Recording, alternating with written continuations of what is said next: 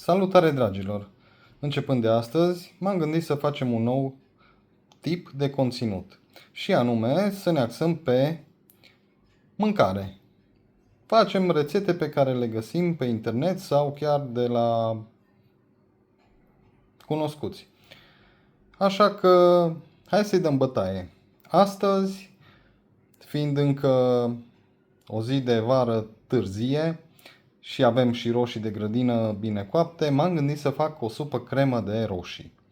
Și nu avem nevoie de foarte multe ingrediente, ci doar de puțină răbdare, iar cui îi place să-i dăm bătaie.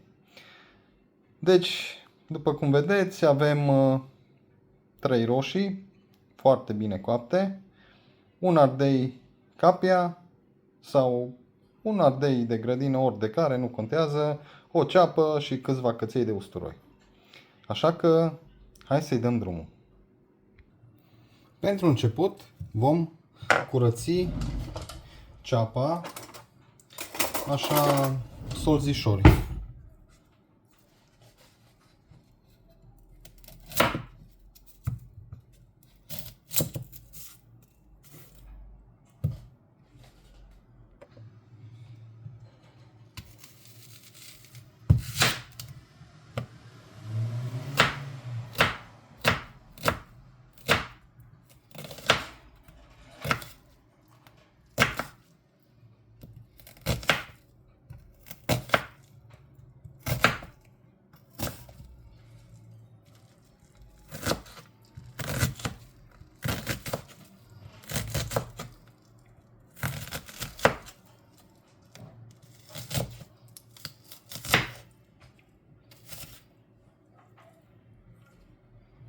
Și cealaltă parte.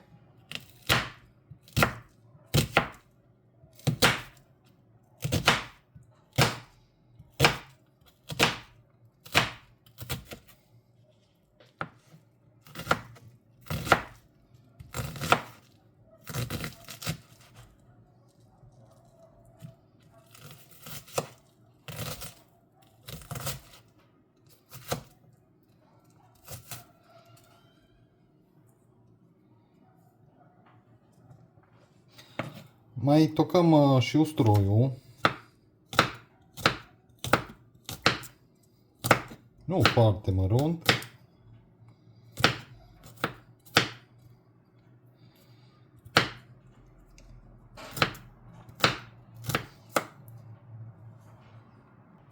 Bun, după ce am tăiat și usturoiul, o să punem într-o tigaie puțin ulei și o să călim ceapa. Punem puțin ulei.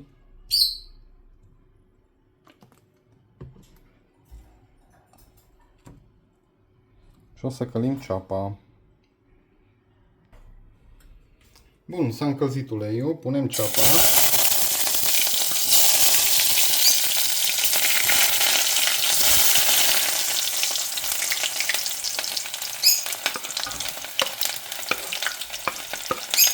Dăm focul încet.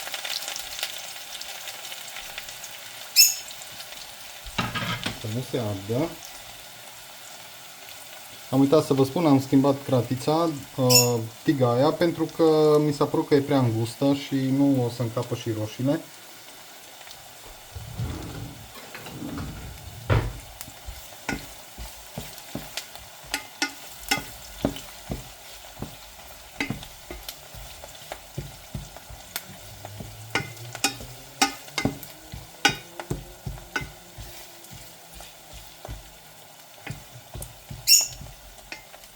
Cred că am dat foc un pic cam tare la început și de aia s-a făcut, iar cratița asta nu este cea mai ideală, să spunem așa.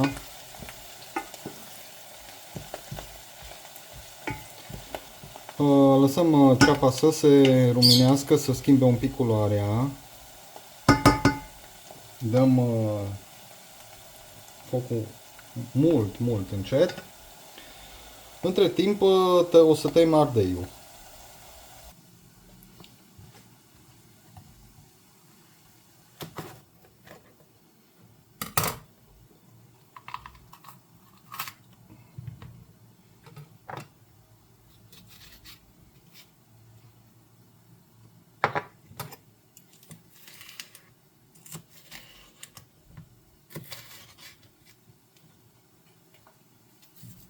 Și o să-l facem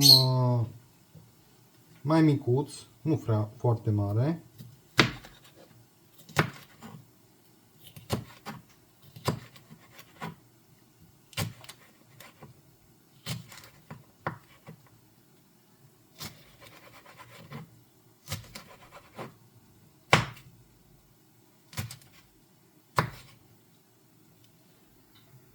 Bun, am tăiat și ardeiul și acum o să-l punem în tigaie lângă ceapă și usturoi. Bun, am pus și ardeiul. Lăsăm să se înmoaie și acesta și între timp o să tăiem roșiile, nu prea mari, dar nici prea mici. Așa, în 4, 6, cam așa.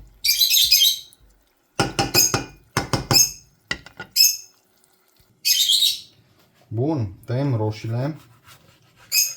Wow, ce coapte sunt, ia uitați. Foarte coapte. Ne debarasăm de cotorul ăsta.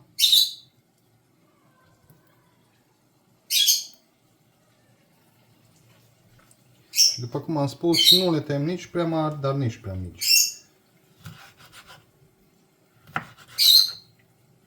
Oricum o să fie date cu blenderul și se înmoaie toate. Se mărunțesc.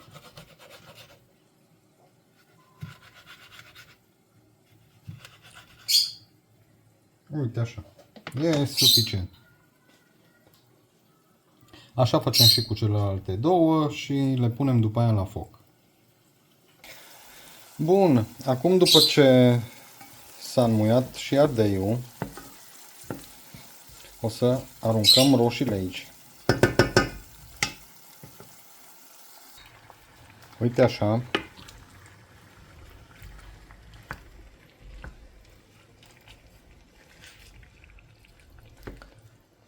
Le mai presăm un pic, să lase un pic de suc, oricum zeamă din asta. Oricum ele se vor înmuia foarte, foarte tare. Le lăsăm așa vreo 20-30 de minute. Focul să fie mediu spre mic. Mediu spre mic. Le lăsăm așa, deci am zis vreo 20 de minute. Dar nu înainte de, deci uitam lucrul cel mai important, să condimentăm. Și condimentăm doar cu sare, piper, un pic de chili, cine le dorește un pic picante, merge și chili, dacă nu, nu e necesar. Piper.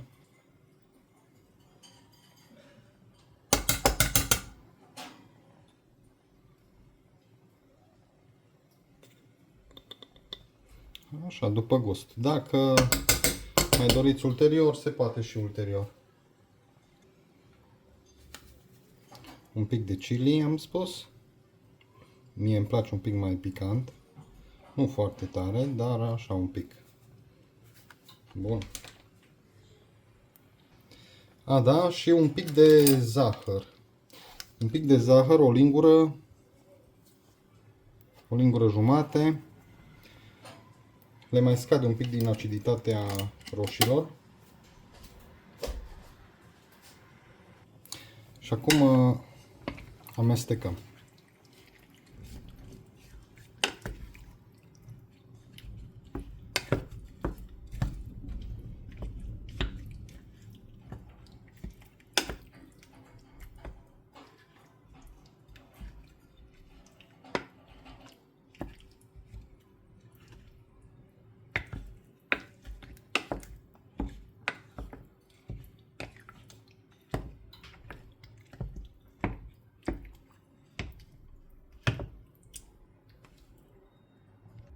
Și lăsăm în jur de 20 de minute la un foc mediu.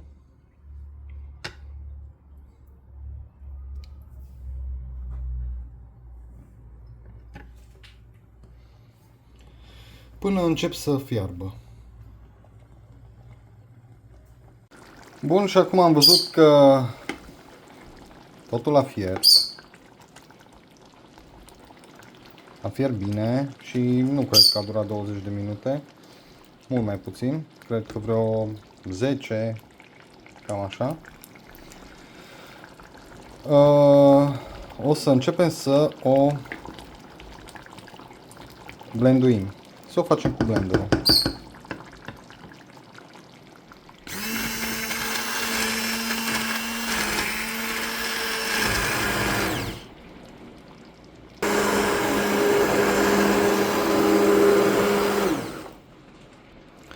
Acum am blenduit-o, a ieșit o cremă foarte bună, stați să vedeți.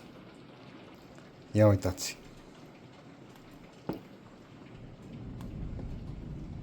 Superb, superb.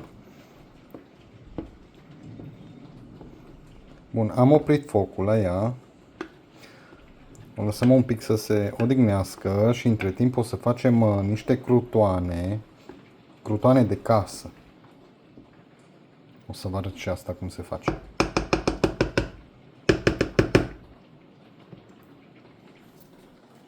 Luăm pâinea și o tăiem așa în bucăți puțin mai mari.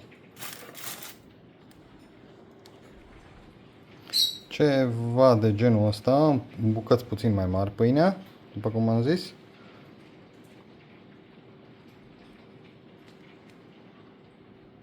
Și acum o să o punem într-o tigaie care este puțin unsă cu ulei, nu ulei mult, decât așa unsă un pic. Uite așa. Lăsăm să se rumenească și pe o parte și pe alta. Și cu crutoanele astea, supa de roșii este extraordinară. Și ia uitați ce minunăție de supă cu crutoane. E pâine prăjită, dar pâine prăjită așa cu un pic de ulei, nu în prăjitorul de pâine, și a ieșit excelentă. Cam atât și cu vlogul culinar de astăzi. Vă aștept și data viitoare, așa că, ce să zic, poftă mare și ne vedem când ne întâlnim. Pa! Și cum să mănâncă asta, am uitat să vă arăt. Puteți să puneți crutonile aici, în farfurie, să le mâncați, așa, sau puteți să încingeți. Eu prima dată am încins, dar mi se gata crutonile rapid. Așa că le-am înmuiat în supa asta cremă de roșii. Uitați ce textură extraordinară. Și da, la gust, nu mai vorbesc. Dacă era și un pic de busuioc, era și mai și. Da, mere și fără.